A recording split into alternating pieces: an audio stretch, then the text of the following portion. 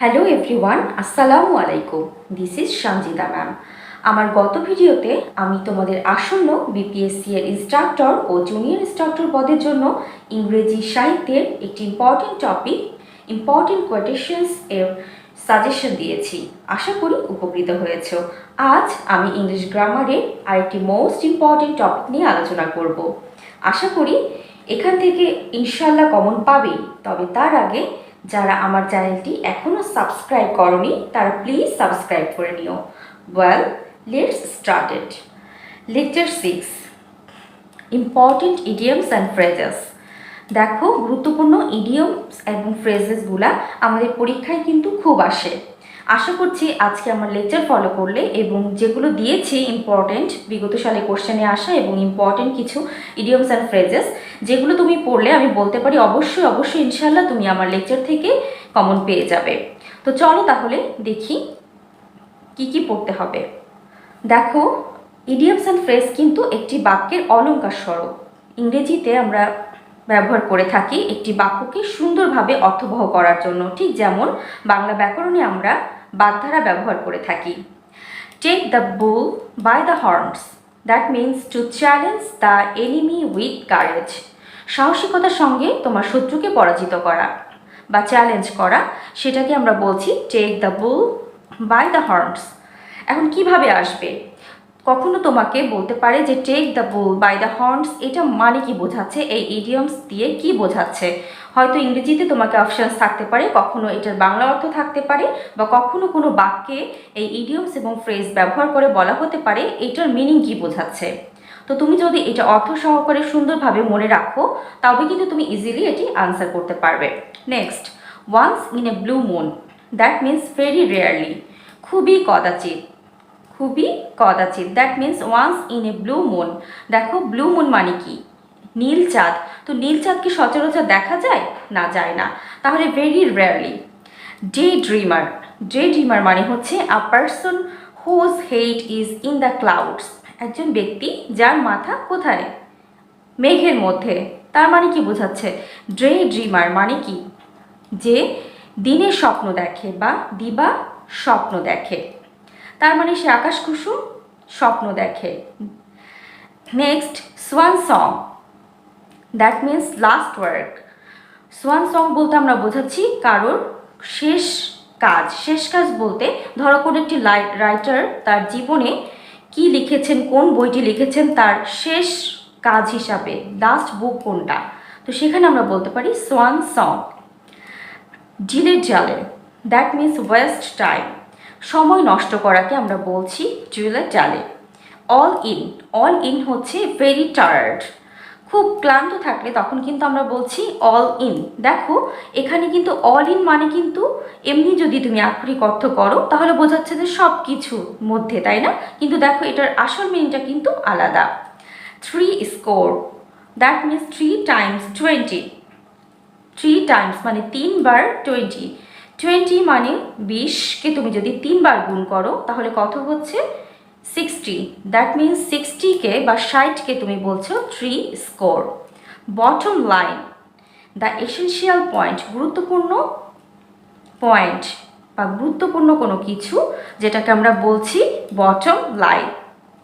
Next, in cold blood, ঠান্ডা মস্তিষ্কে। In cold brain and calculated thought, খুবই ঠান্ডা মস্তিষ্কে বা চিন্তিতভাবে, সুচিন্তিতভাবে কোনো কিছু যদি তুমি করো তবে আমরা সেটাকে বলছি in cold blood. To make trouble halfway, to be puzzled, হতভম্ব হয়ে যাওয়া বা বিহম্বল হয়ে যাওয়া, কোনো কিছু যে কি হবে বুঝতে না পারা। To be puzzled. Soft soap, flatter for self motives. Soft soap আমরা কাকে বলছি? সেটা হচ্ছে প্রশংসাসূচক বাক্য বা চাটুকার অতিরিক্ত অতিরঞ্জন প্রশংসা করে কোনো উদ্দেশ্য সফল করা নিজের জন্য, সেটাকে আমরা বলছি সফট সোপ। আর রাউন্ড ডজন, এ ফুল ডজন, যখন আমরা এক ডজনকে পুরোপুরি বলবো তখন আমরা বলতে পারি a round dozen. Dog days, that means hot weather, যেদিন খুব গরম পড়ে সেদিন কিন্তু খুবই হট ওয়েদার, খুবই গরমের দিন, গরম আবহাওয়া, তখন আমরা সেটাকে বলছি dog days. Turn over a new leaf, open a new chapter, নবযুগের সূচনা করা বা নতুন অধ্যায়ের সূচনা করাকে আমরা বলছি turn over a new leaf. In the teeth of, that means against above, সব কিছুর বিপরীতে, মানে প্রতিকূল পরিবেশে বা প্রতিকূলতায়। In the teeth of, put up with, tolerate, কোনো কিছু সহ্য করা, সেটাকে আমরা বলছি put up with. Hold water, that means bear examination, প্রমাণে টিকে থাকা, সেটাকে আমরা বলছি hold water. Next, beggars description, can't be describe in words, যেটা ভাষায় বর্ণনা করা যায় না বা অবর্ণনীয় বিষয়, সেটাকে আমরা বলছি বিগার্স description. A bed of roses, কি কমফোর্টেবল সিচুয়েশন, একটি আরামদায়ক অবস্থা, মানে কি বলে না যে জীবনটা কখনো কি ফুলসজ্জা নয় বা গোলাপের রোজের কি বিছানা নয় জীবনটা, তার মানে কি বেড অফ রোজেস মানে হচ্ছে কমফোর্টেবল সিচুয়েশন, কিন্তু জীবনটা কিন্তু তা নয়।